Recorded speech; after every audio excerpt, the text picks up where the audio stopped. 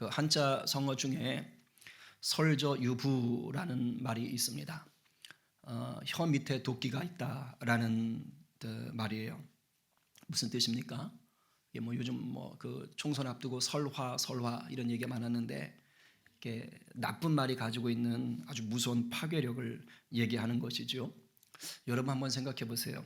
우리가 살다 보면은 마음에 각 상처가 오고 막 낙심이 오고 정말 이걸 내가 살아야 될 필요가 있나 막 소망이 끊어지고 뭐 이런 일들이 생겨요.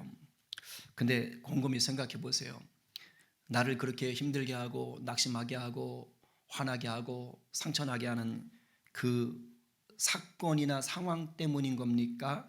아니면 그 사건이나 그 상황과 관련된 어떤 누군가의 말이나 어떤 글 때문입니까?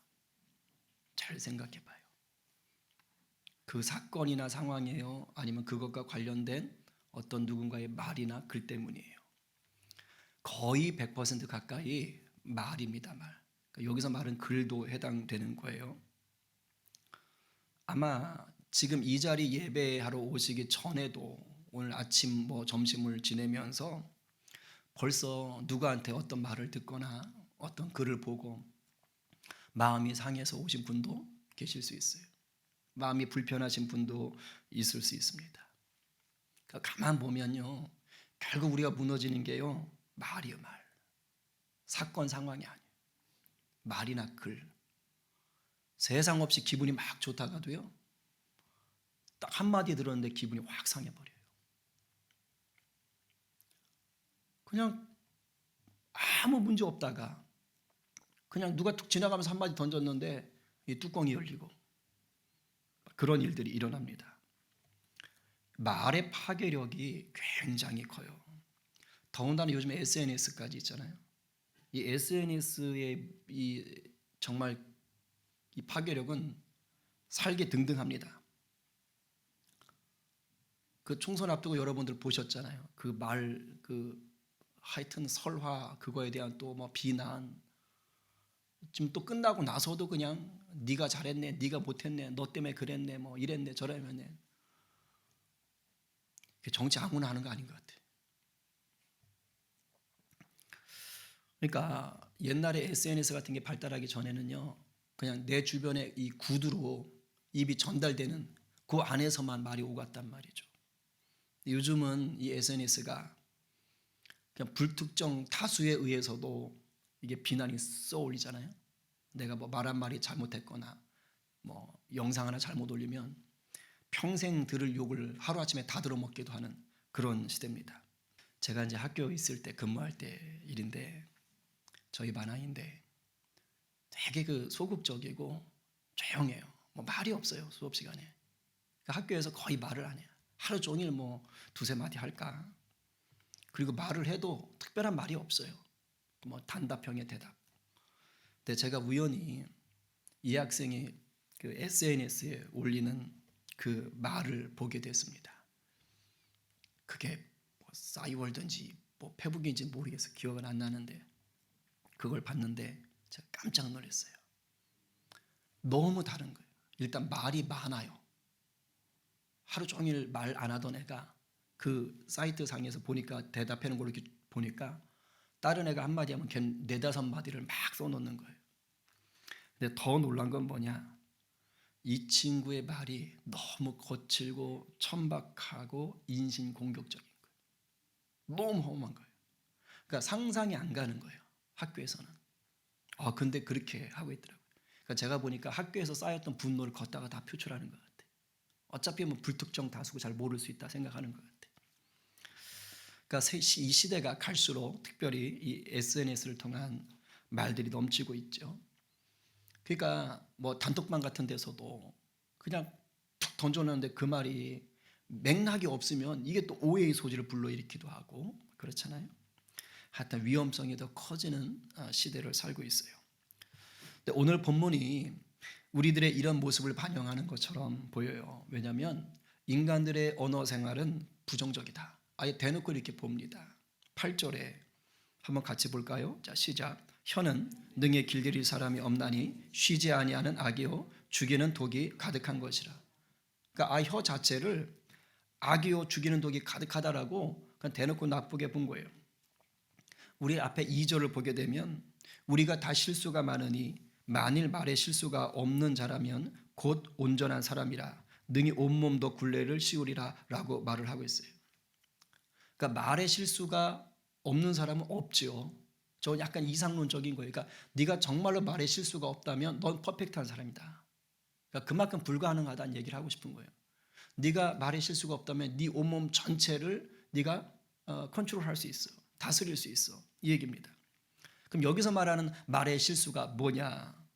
뭐 예배 PPT 작성하는데 맥주 감사절을 맥주 감사절 뭐 이런 이 실제로 있는 거예요. 이게 삼손과 드릴라를 뭐라고 쳤게요? 그것도 괜찮네요. 근데 너무 같다. 고릴라는 비슷하게 쳐야죠. 삼촌과 고릴라 드릴라 삼촌과 그러니까 근데 이거 분명히 실수죠. 근데 이런 오타 이런 정도의 실수를 말하는 게 아니에요. 여기서 말에 실수할 때 실수는 이 헬러 원어가 뭐냐? 걸려서 넘어지게 하는 장애물 이런 뜻이에요. 걸려서 넘어지게 하는 장애물.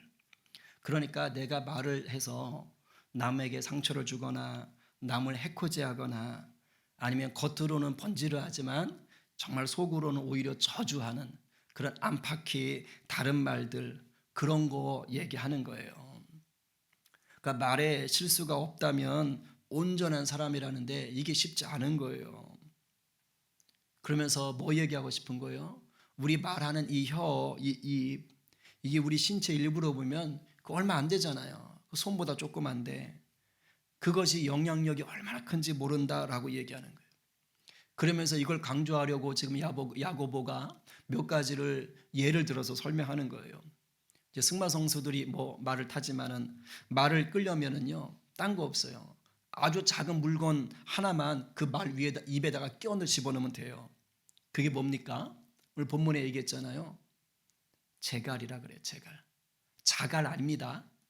제갈이라는 게 있습니다. 저거예요. 말에 입에 끼고 그래서 끈 묶어서 당기는 겁니다. 그러니까 꼼짝 못 하는 거예요. 이걸 그냥 강제로 당겨야 되니까. 젖새 조각 저거 말의 큰 덩치에 비하면 아무것도 아니죠. 그죠? 그런데 사람이 말을 다룰 때 별거 없어요. 그냥 저거 하나 입에다 박아놓으면 돼요. 그리고 끈 묶어버리면 그러면 이래야 하면은 그냥 그렇게 되는 거예요. 그러니까 조그마지만 힘이 대단한 거예요. 배는 어떻습니까? 뭐 옛날 배나 지금 배나 결국에 아무리 덩치가 커도 결국 그 배를 방향을 움직이게 하는 것들 이게 뭡니까? 키로 하잖아요. 조타석이죠. 저런 거 하나가 저거가 돌리는 거예요. 옛날엔 바깥에 있었고 지금은 이제 뭐 그 선장실에 딱 있잖아요. 그러니까 저거 돌리는 거예요. 도로를 다니는 큰 컨테이너 차, 그 엄청나게 큰 것도 그것도 결국은 핸들에서 다 조장이 되는 거 아닙니까? 그러니까 혀가 이와 같다는 거예요. 이 손바닥마다 조그만 이 혀가 잘못 사용하면 끔찍한 결과가 있다라는 것을 야고보가 지금 얘기하고 있어요. 5절하고 6절을 쉽게 좀 이해합시다. 우리 쉬운 성경으로 읽어볼게요. 우리 PPT 보면서 자 시작. 혀도 마찬가지입니다. 몸 가운데 지극히 작은 부분이지만 큰 일을 행함으로 자랑합니다. 큰 산불도 아주 조그만 불씨에서 시작하지 않습니까? 혀도 곧 불입니다. 혀는 우리 몸 가운데 악의 세계라고 할 수 있습니다. 이것이 몸을 더럽히고 우리의 생명까지도 위협하는 불씨가 됩니다. 이 불씨는 지옥불에서 나온 것입니다. 아유, 얼마나 무서운 말이에요. 그 조그만 혀가 이게 잘못 내뱉으면 이 말이 얼마나 큰 고통을 만들어내는지를 지금 말하고 있는 거예요. 제가 얘기했던 것도 같은데 97년도에 부산교도소를 탈옥해가지고 2년 동안 도망을 다니다가 붙잡힌 그 신모 씨가 있어요. 근데 그가 잡혔을 때 쓴 구절이 한 구절이 있는데 이런 말을 해요. 그 사람이 지금 나를 잡으려고 군대까지 동원하고 나라가 엄청난 돈을 쓰는데 나 같은 놈이 태어나지 않는 방법이 있다. 그러니까 아예 출생을 하지 않는다 이런 게 아니라 나같이 나쁜 놈이 만들어지지 않을 수 있는 방법이 있다 그 얘기를 하는 거예요. 내가 초등학교 때 선생님이 너 착한 녀석이야 하고 머리 한 번만 쓸어 담아 줬다면 내가 오늘날 이런 인간이 안 됐을 것이다. 5학년 때 선생님이 죄송합니다. 야 이 새끼야 돈 안 가져왔으면 뭐하러 학교 와? 빨리 꺼져. 아마 더 심하게 했겠죠. 하고 소리를 쳤는데 이제 그 사람 말이 그거예요. 그때부터 마음속에 악마가 생겼다. 그러니까 이 5학년 때 이 말이 자기한테는 큰 상처, 비수가 된 거예요. 뭐 그 뒤로도 여러 말을 들었을 수 있고 아마 그 전에도 싫은 말 들었겠죠. 근데 이 사람은 그 5학년 때 선생님의 그 말이 인생의 방향을 완전히 바꿔버린 거예요. 나 삐뚤어질래. 아예 그렇게 다짐하게 만드는 거예요. 아, 나 학교 갈 자격도 없구나. 아, 난 사람 자격이 없나 보다. 근데 여러분 속에서도 뭐 저도 있거든요. 저도 저를 되게 힘들게 했던 그 말을 들었던 것들이 기억이 있어요. 근데 여러분의 기억 속에도 부정적인 기억으로 남은 말이 있을 수 있어요. 부모님께 듣기가 제일 쉽죠. 왜? 가정에서 자라면서 그럴 수 있으니까. 이제 그 다음에 이제 선생님, 뭐 친구, 뭐 이렇게 될 텐데 우리가 성장기 때 치명적인 상처로 남는 말 있잖아요. 이건 오래 갑니다. 그 성인이 돼서도 그 말이 툭툭 튀어나오고 나를 힘들게 하고 심지어는 아까 이 사람처럼 아예 인생 자체를 그냥 엉뚱한 방향으로 달려가게 만들 수도 있는 거예요. 혹시 마음속에 있는 상처의 말들 때문에 인생에 어려움이 있는 분들이 있다면 이미 우리를 치유하신 십자가의 은혜가 오늘 강력하게 여러분을 만져주시기를 간절히 축복합니다. 아멘입니다. 그리고 여러분 가족 가운데 지인들 가운데 이 말의 상처로 눌려있는 분들이 있다면 여러분들이 그들을 예수 그리스도의 자유함 속으로 인도하는 통로가 되기를 간절히 축복합니다. 아멘이에요. 그런데 왜 야고보가 이렇게 인간의 언어 생활을 단정적으로 부정적으로 보는가? 죄 때문입니다. 예수를 믿지 않는 자들은 어차피 그 심령이 마귀 손에 있잖아요. 그러니까 그들의 언어 생활 역시 죄의 영향 아래에 있을 수밖에 없어요. 이건 당연한 거죠. 그러면 반대로 예수 믿는 우리들, 그럼 우리들은 죄에서 씻음을 받았으니 우리 언어 생활이 완벽하냐? 이제 그래야 되는데 그게 아닌 거예요. 분명히 마귀 손을 벗어나서 하나님의 자녀는 됐어요. 호적이 옮겨졌어요. 근데 이 땅에 사는 동안은 이 죄의 유혹에서 자유롭지 못한 것도 그게 또 현실인 거예요. 왜냐하면 이 땅은 아직 마귀가 왕노릇 하려고 하는 거예요. 우리를 속이는 거예요. 공중권세 잡고 있단 말이죠. 그래서 우리가 십자가의 부활로 이겼는데도 불구하고 정신을 똑바로 차려서 근신하여 깨어있지 못하면 어떻게 되느냐? 그 유혹의 덫에 우리도 걸려드는 거예요. 그래서 우리의 입술도 오염이 될 수밖에 없습니다. 그러니까 예수 안 믿는 자들이나 믿는 자들이나 결국 인간들이 하는 말은 정도의 차이가 있을 뿐이지 이게 악할 수밖에 없다라는 거예요. 이 맥락에서 지금 야고보가 얘기하고 있어요. 원래 우리 하나님이 지으신 이 창조 세계는요, 콩 심으면 콩나무, 팥 심으면 팥이 나야 돼요. 이게 자연계의 일반적 법칙이죠. 포도나무에서 사과 못 따지요. 당근밭에서 감자 못 캡니다. 물론 가끔 돌연변이가 있어요. 기형이 생길 수는 있어요. 환경 오염의 호르몬 때문에 비정상적인 어떤 그런 짐승의 새끼가 태어나기도 하지요. 그죠? 다리가 더 달렸다거나 하나가 없다거나 머리가 둘이거나 이렇게 이런 거 있잖아요. 근데 그래도 종 자체가 바뀌는 일이 없어요. 그러니까 소가 송아지를 낳지 강아지를 낳지는 않잖아요. 그런 일은 없다고요. 아무리 호르몬의 영향이 있고 환경의 영향이 있어도. 그렇죠? 말이 소하고 개를 같이 낳을 수는 없단 말이에요. 이런 일은 없어요. 근데 야고보는 뭐라 그래요? 유독 인간만이 이 자연의 일반적 법칙을 깨고 이상하게 한 입으로 두 가지를 얘기한다는 거예요. 10절에서 뭐라고 합니까? 읽어봅니다. 자, 시작. 한 입으로 찬송과 저주가 나는도다. 내 형제들아, 이것이 마땅하지 아니하니라. 마땅하지 않다라는 말이 뭐예요? 그렇게 살면 안 된다는 거예요. 하나님의 자녀라면서 그러면 하나님의 자녀다운 말을 해야 되지 않겠느냐라는 것이죠. 포도나무가 포도를 맺고 말이 망아지를 낳는 것처럼 우리가 하나님의 자녀라면 하나님이 원하시는 말을 해야 되는데 그게 마땅한 건데, 근데 우리는 마치 어떻게 산다는 거예요? 이 죄라는 잘못된 그 호르몬의 영향을 받아가지고 마치 죄인들이 하는 말처럼, 하나님을 모르는 자들이 하는 말처럼 그렇게 말을 하며 살고 있다는 거예요. 아주 기형적인 상태라고 지금 얘기하는 거예요. 하나님의 자녀인데 그 입에서 죄의 자녀가 하는 그 더러운 말, 추한 말, 죽이는 말을 하고 있다. 무서운 말이죠. 그러면 야고보는 우리에게 어떤 말을 좀 하라고 얘기할까요? 답은 써 있지 않아요. 그냥 마땅하지 아니하다라고 그냥 넘어가요. 의도는 분명하죠. 예수 믿는 사람답게 말해라. 위에서 말한 걸로 말하면 실수라는 말, 남을 걸려 넘어지게 하는 말은 좀 하지 말자. 남 죽이는 말은 좀 하지 말자라는 거예요. 근데 이 말만 얘기하면 이 세상의 윤리 도덕이 요구하는 수준과 똑같아요. 이 세상도 남 상처 주지 말라 그러잖아요.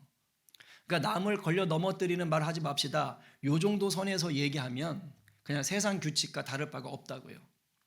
그러니까 야고보가 말하는 이 말실수하지 말자라고 하는 이 의도 속에 무엇이 있는가? 그럼 어떻게 살아가라는 건가? 본문엔 없지만 우리가 생각해 봐야 되는 게 뭐냐? 예수 십자가 부활을 통해서 우리 안에 회복이 되어진, 이미 회복되어진 하나님의 언어를 쓰자는 얘기예요. 하나님의 언어, 이거 이미 회복된 거예요. 말을 다시 배워야 되는 게 아니에요. 조금 전에 5절 6절에서 혀는 불의 세계고 지옥불에서 나왔다, 모든 것을 다 태워버린다고 그랬잖아요. 근데 여러분, 성경을 통해서 최초의 말은 사람이 합니까? 하나님이 합니까? 하나님이 하시죠. 천지를 창조하셨던, 그러니까 최초의 말인 하나님의 말씀은요, 다 태워버리는 그런 게 아니에요. 죽여버리는 말이 아니에요. 살리는 말이었어요. 우리가 잘 알듯이 태초에 하나님이 천지를 창조하시니라. 땅이 혼돈하고 공허하며 흑암이 깊음 위에 있고 하나님의 영은 수면 위에 운행하시니라. 혼돈, 흑암, 공허와 같은 것에 하나님이 말씀하시니 그때부터 차곡차곡 완전한 무에서 완전한 유로 바뀌어 간 거예요. 정반대의 일이 일어나요. 그리고 맨 마지막에 창조의 절정으로 인간을 여섯째 날에 만드시죠. 제일 걸작이니까 제일 먼저 만들어야 될 것 같은데 그렇게 하지 않으셨어요.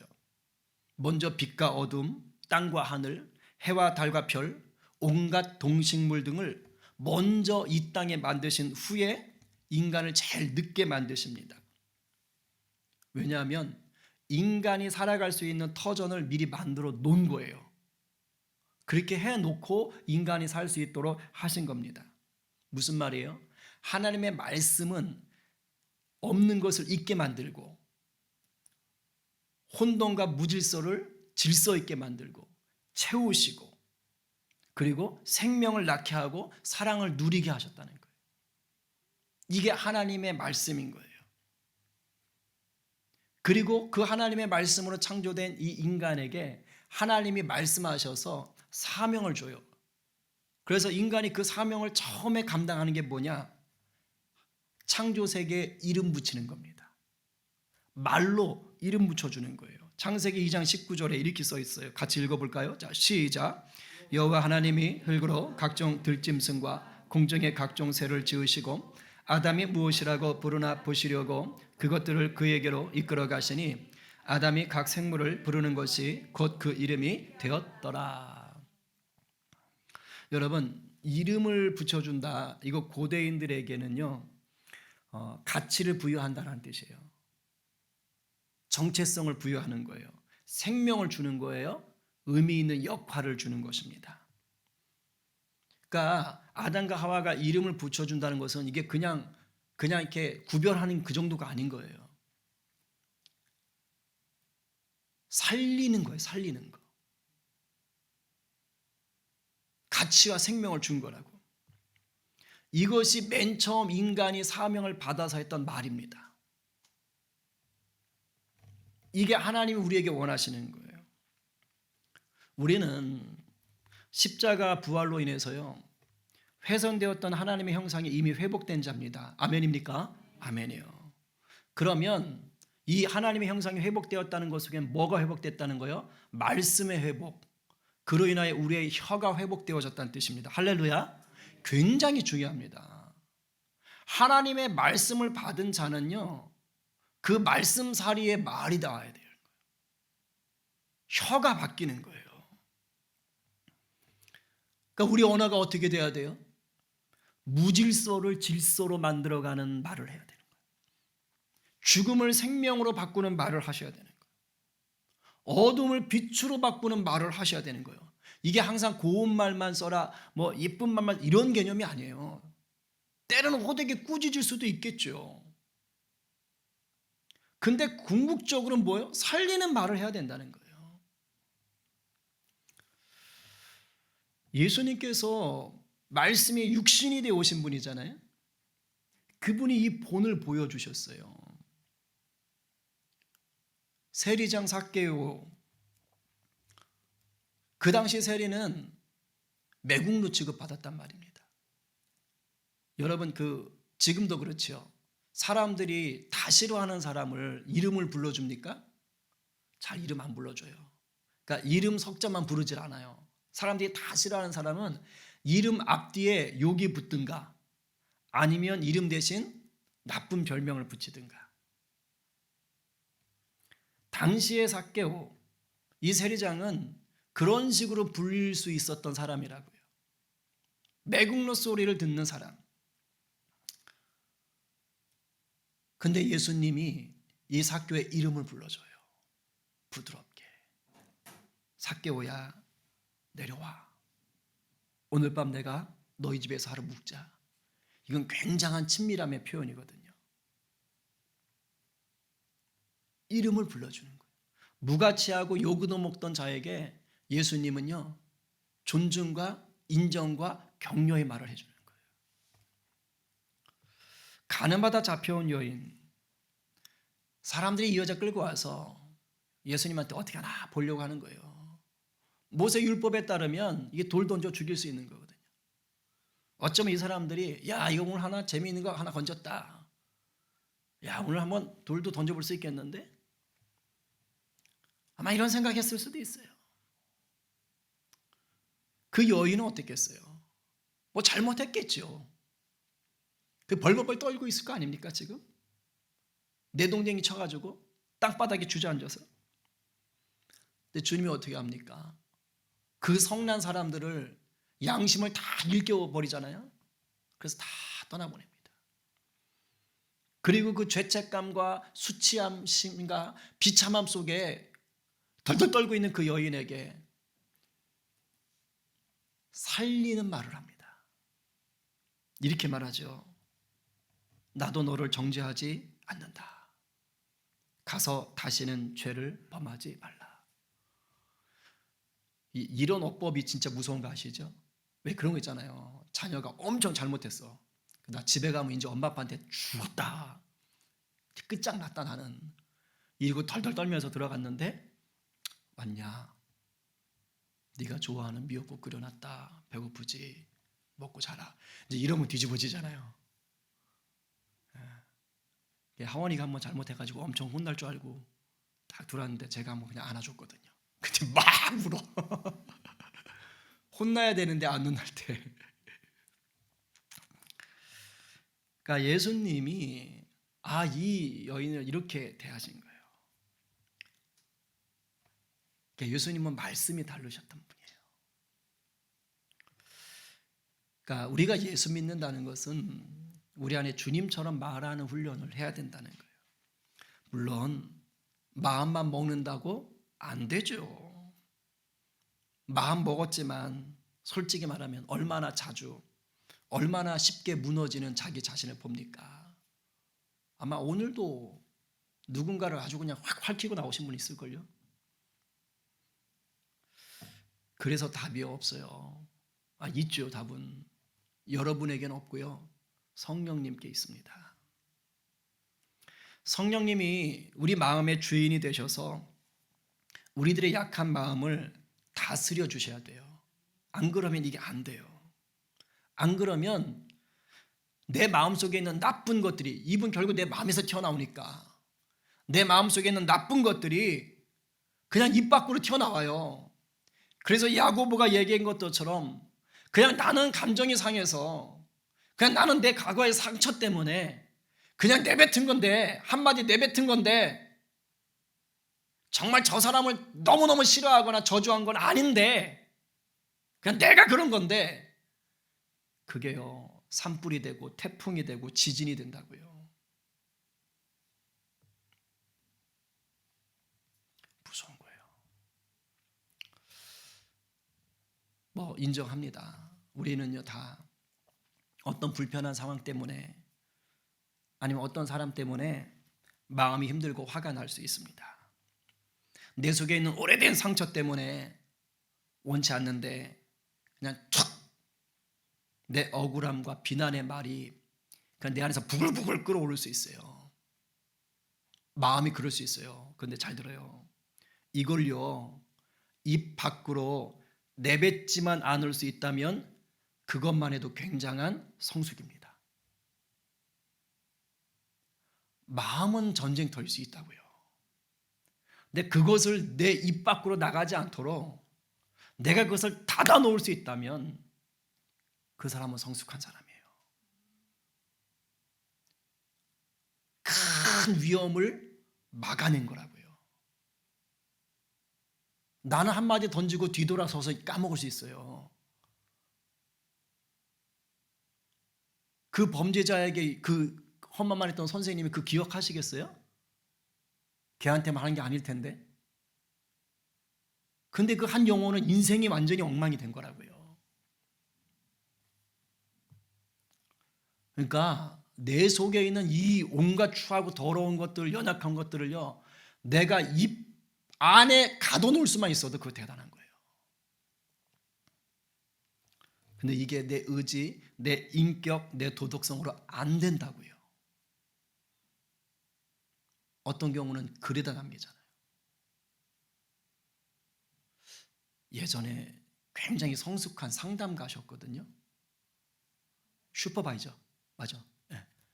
그러니까 상담가들은 상담을 또 받아야 된대요. 안 그러면 지쳐서 힘들대요. 그러니까 상담사를 상담하시는 분인 거예요. 그러니까 굉장한 연륜이 있으신 분이죠. 이분이 사모님이에요. 그리고 그러니까 굉장히 내공이 높은 분이잖아요. 말도 얼마나 교양 있게 하시고 부드럽게 하시는지 몰라요. 근데 제가 어느 날 그 카톡 뭐라고 하죠? 프로필? 그 맨 처음에 뜨는 거? 네, 거기에 딱 한마디. 정말 깜짝 놀랄 만한 말이었어요. 잘 기억은 안 돼. 이런 거예요. 내가 가만히 있으니까 나를 뭘로 보냐 뭐 이런 거잖아요. 그런 거예요. 정말 상상할 수 없는 걸 쏘는 거예요. 그러니까 대놓고 말을 못하니까 누군가 보라고 이제 그런 경우 있잖아요. 이게 쉽지 않습니다. 정말 잘 참는 것 같다가도요 한순간에 훅 무너져 내릴 때가 너무 많아요. 그래서 성령께서 도와주셔야 돼요.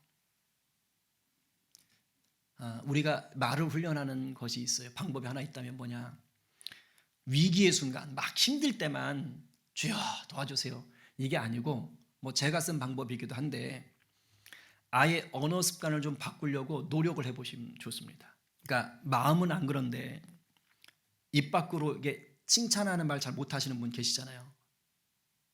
다 잘하세요? 우리 한국인들이 이게 잘 안 돼요. 그러니까 마음은 칭찬하고 싶은데 이게 또 이게 잘 안 돼. 예. 이게 그러니까 마음은 아닌데 입 밖으로 칭찬 안 되면요, 이거를 일부러 칭찬하기를 해보는 거예요. 처음에 엄청 낯간지럽습니다.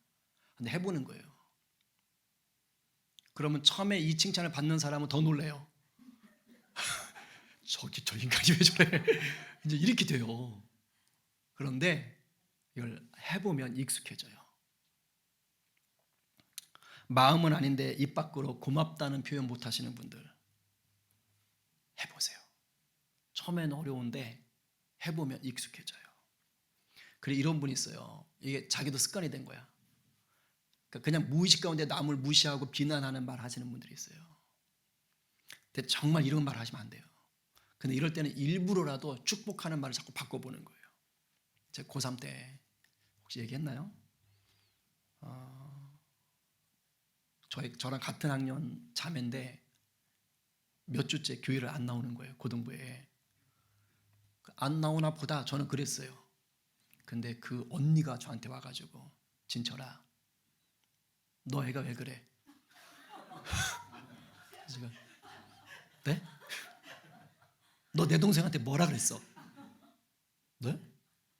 제가요? 너 때문에 무서워서 못 나오겠대. 제가 너무 뻥쳤죠. 근데 제가 너무 뭐 이렇게 뭐 차갑게 말을 한다나? 무섭게 말을 한다나? 그래서 무서워서 못 나온대요, 이 친구가. 그러니까 저는 아닌 것 같은데 그 친구한테는 그랬나 봐요. 근데 제가 지금 여러분이 보시는 제가 아닙니다. 그 시절엔. 제가 얘기했잖아요. 제가 좀 이렇게 청소년기 좀 이렇게 힘들었다고. 근데 저도 나름 이제 가정 환경 때문에 영향을 좀 받았던 것 같아요. 그래서 이렇게 말이 좀 이렇게 직설적인 게 있었어요.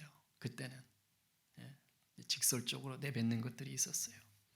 아마도 그 친구가 이제 그것 때문에 상처를 좀 받았던 것 같아요. 근데 그 친구가 유독 좀 연약해 하셨던 것 같아요.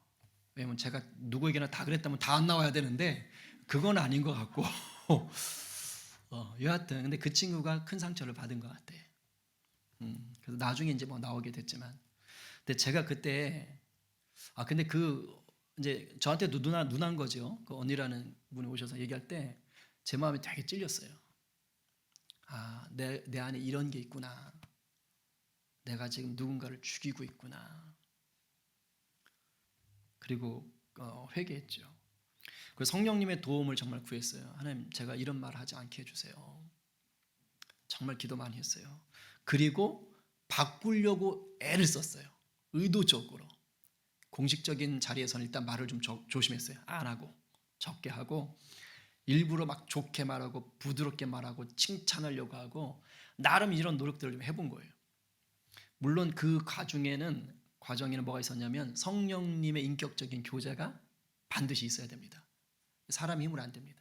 근데 저는 이제 그 과정 속에서 성령의 이제 그 만지심을 계속 공급받은 거죠.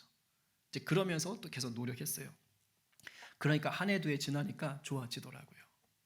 그러니까 확실히 이제 말하는 게 많이 바뀌었죠.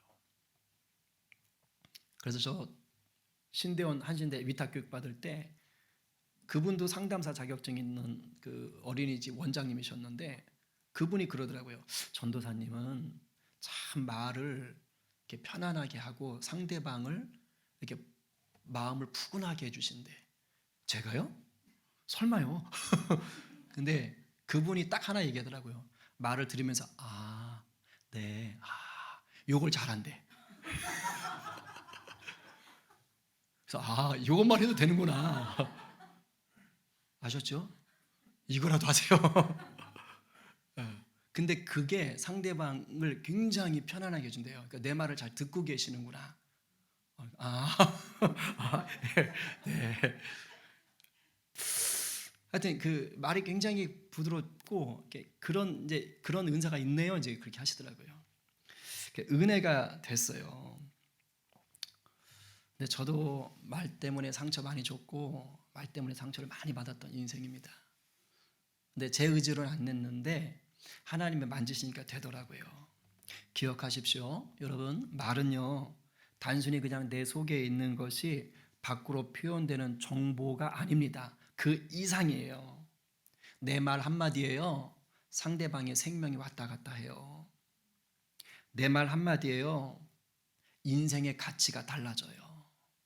내 말 한마디에요 내 인격뿐만 아니라 하나님의 영광까지 좌우가 됩니다. 명심하십시오. 우리 말 너무 쉽게 생각해요. 가족들한테, 특히 가까운 사람들한테, 친구들한테 말 너무 쉽게 해요. 회개하셔야 돼요. 하나님의 말씀을 받은 자답게 하셔야 돼요. 그러니까 저도 완벽하지 않아요. 그런데 조심하려고 해요. 근데 우리가 너무 무의식 가운데 살아요. 그러니까 단순히 이게 고운 말 착한 말이 아니라 그랬어요. 성령에 붙들려서 하나님이 천지를 창조하셨던 그 말, 생명을 살리고 가치를 부여하던 그 언어를 우리에게 주셨다고요. 그런 말을 하는 자가 돼야 돼요. 그래서 우리의 말을 통해서 죽어가는 생명을 살리고 낙담한 사람들에게 살아갈 이유를 전해주고 살만한 가치가 있다고 심어주는 자가 돼야 돼요. 우리 주님이 그걸 원하시는 거예요. 그게 예수님의 제자로 사는 거예요. 내 힘만 갖고는 안 됩니다. 그러니 기도하셔야 돼요. 여러분, 내가 어떻게 말하는지 모르면 그냥 옆 사람한테 물어보세요. 내가 상처 많이 줘? 이러면 이제 금식기도 들어가야 돼. 금식기도 들어가야 돼. 그렇죠? 입에 재갈을 물려야 돼. 정말 성령님의 은혜를 구하시고 정말 좋은 말 하기를 훈련하세요. 됩니다. 이게 훈련을 해야 익숙해져서 위기를 넘어가게 되는 거예요. 그래서 어제보다는 오늘 조금 더 좋아지면 돼요. 오늘보다 내일 조금 더 좋아지면 되고 갑자기 좋아지면 이상한 사람 취급받으니까 조금씩. 그러면 여러분 혼자만 좋아지는 게 절대 아니에요. 여러분이 인해서 가족이, 이웃이, 직장이 좋아지는 것입니다. 오늘 누가 성령의 강권적인 도우심을 구하며 오염되고 뒤틀린 마음과 혀를 정결하게 하시겠습니까?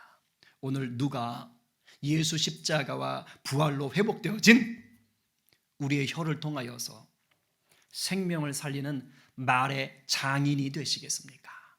오늘 말씀에 아멘으로 화답하며 주님처럼 말하기로 결단하는 우리 모두 되기를 간절히 축원합니다. 아멘.